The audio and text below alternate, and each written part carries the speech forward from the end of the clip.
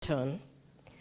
And Dr. Waigwa, my friend who has been with me, who was with me yesterday, and asked me to be here.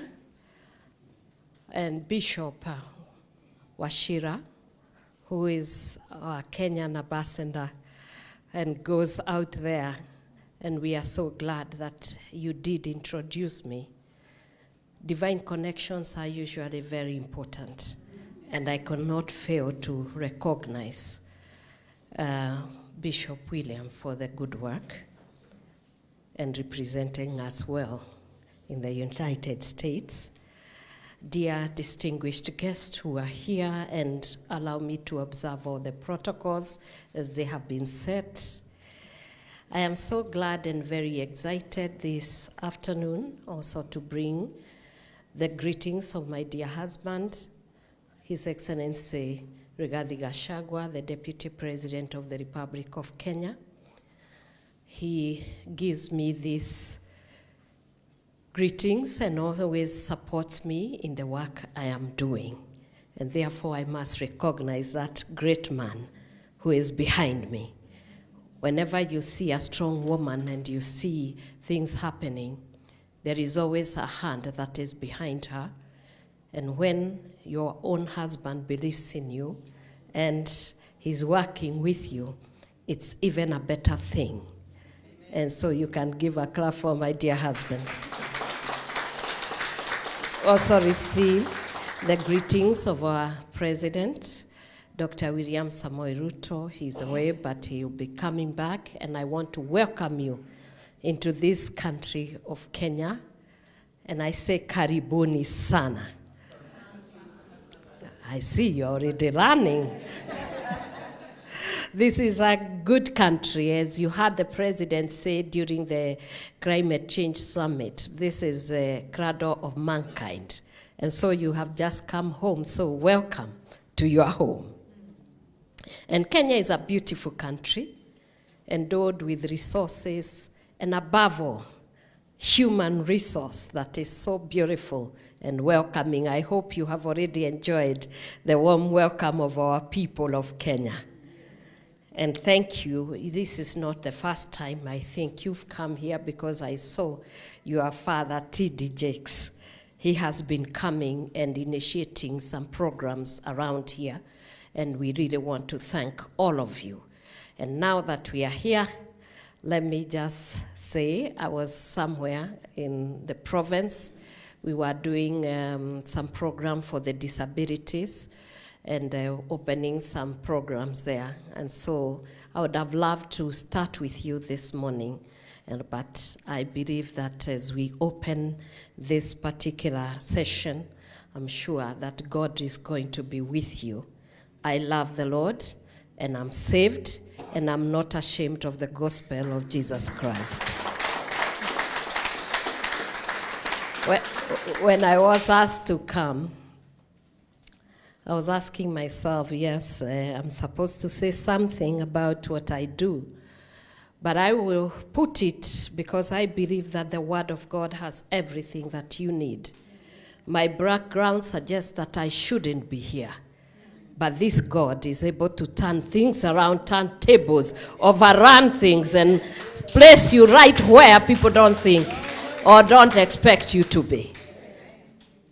I can tell you I'm the least expected to be here, but grace has brought me here for such time as this.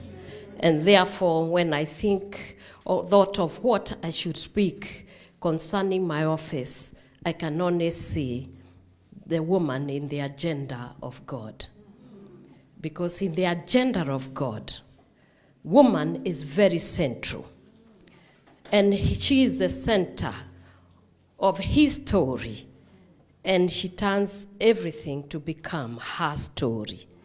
And that is why we can all stand here and speak of women, when in all generations, women have been most of the time relegated to the periphery. They don't even understand the agenda in God's purpose.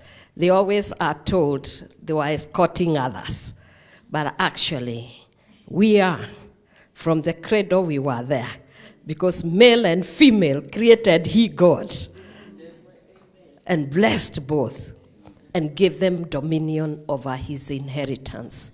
Therefore, many of us may mistake grace and take it for granted, and imagine because grace has abounded, you expect God to come and dig for you. He will not.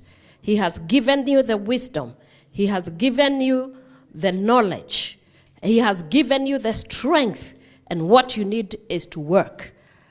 I believe even those ones who will be studying, those who are doctors here, did not just you are doing theology. You did not just sit and you passed. You had to work very hard.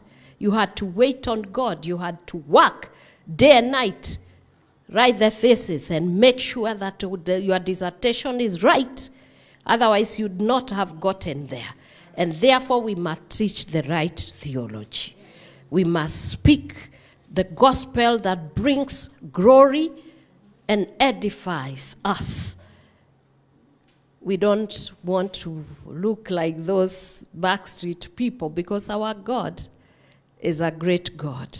And he says he desires that people have knowledge so that they don't perish.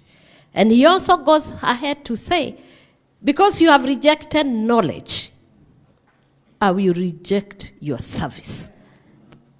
And further to that, he says, even your children you forget. So be far from it that the Christians should be the lazy ones, not wanting to work and not wanting to understand and have knowledge of God. I tell people to be approved. Study to be approved. You can study even at home, even if you do not have money to go to the college. If you take the word of God, get into groups, get to even Bible studies, you will study and you will know the word of God. And I guess it is very important. Now that you have come and the divinity school is going to come here, I wish you well. And I know that many will be impacted by you, through you, for God. This is my prayer, and so thank you very much. I don't want to take so much of your time, but I believe the women who are here, now you know, we must stand. It was only when Deborah rose up as a mother that those who are in the byways were redirected to the highway. It was when Deborah rose as a mother that captivity of 20 years was turned around.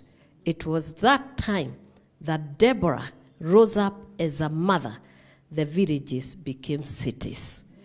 And therefore, for a city to be for a village to be turned into city, there must be a lot of knowledge, a lot of work, a lot of innovation, and a lot of coordination and works that were done to build the villages and to turn the backward mentality into advancing mentality that was able to stand and people to see villages that were in the dark now were cities that were full of light.